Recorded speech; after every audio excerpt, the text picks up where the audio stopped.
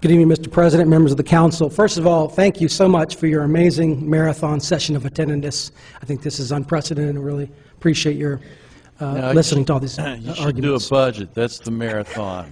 Okay. My name is John Stemberger. I'm an attorney in Orlando, Florida. I specialize in civil trial law and constitutional litigation.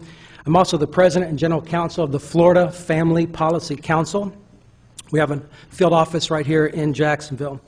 Our council is the leading marriage and family advocacy organization in the state of Florida. We also operate a C4 for lobbying, and we have a PAC for direct advocacy for the election or defeat of state and local candidates. We have approximately 24,000 constituents right here within the geographical district of Jacksonville and Duval County, and we also led the large coalition of churches and businesses and organizations 4 years ago to define marriage as the union of one man and one woman in the state constitution by a margin of 62% of the popular vote. Here in Duval County, tens of thousands of voters signed petitions to support that marriage amendment, and over 250,000 voters actually voted it into office in Jacksonville.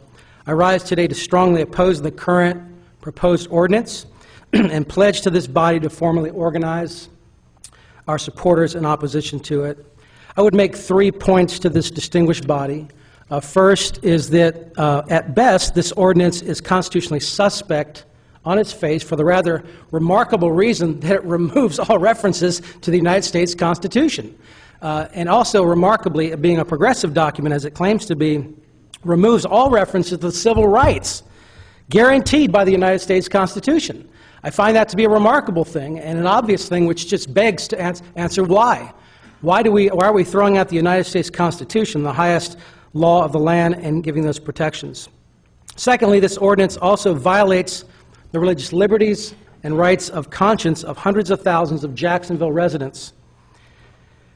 Curiously, this ordinance does have a clear exception for individual citizens who work for religious corporations, religious organizations, and religious associations.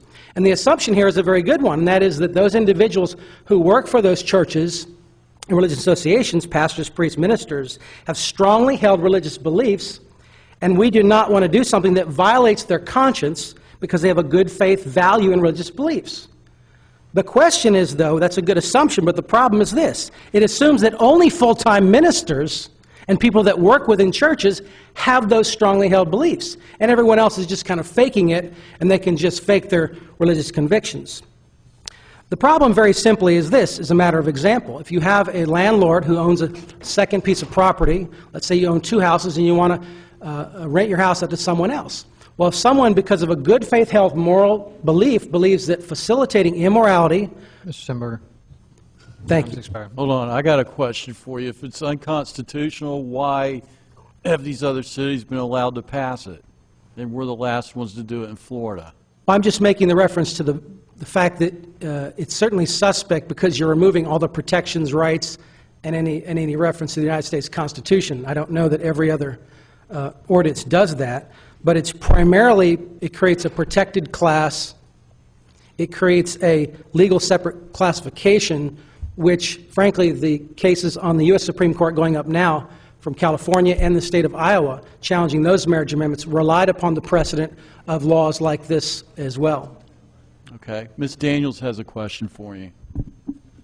Through the President, to Mr. Steinberger, I want you to answer this question, but as I was going out, a young lady came up to me. She was gay, and she couldn't come up and say anything because she felt she would lose her job. She felt led to come and talk to me, but she said that in her, she asked me why did I say the thing about the animals. She said she was curious because she's from far away, and in her state they did pass that law where people are, well, where they started the gay amendments, and it went into you can marry your family members.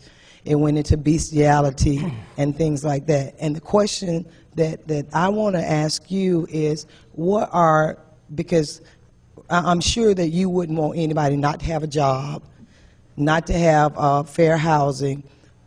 Just 2 or 3, what are some of the real concerns when you say that people of faith, or not even just of faith, people that just don't believe in that way? What are a few other concerns that people, that the ones that you protect and represent have?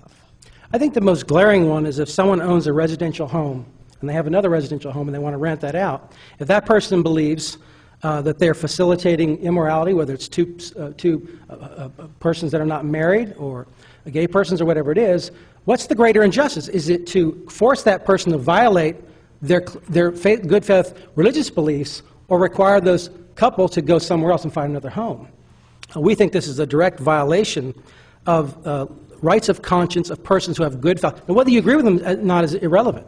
We should respect those individuals who have those beliefs. That is the greater injustice. So I think that's one of the primary things here. The second thing is the very real problem that the 3 states that have legislatively enacted marriage amendments have all relied upon precedent exactly like these ones.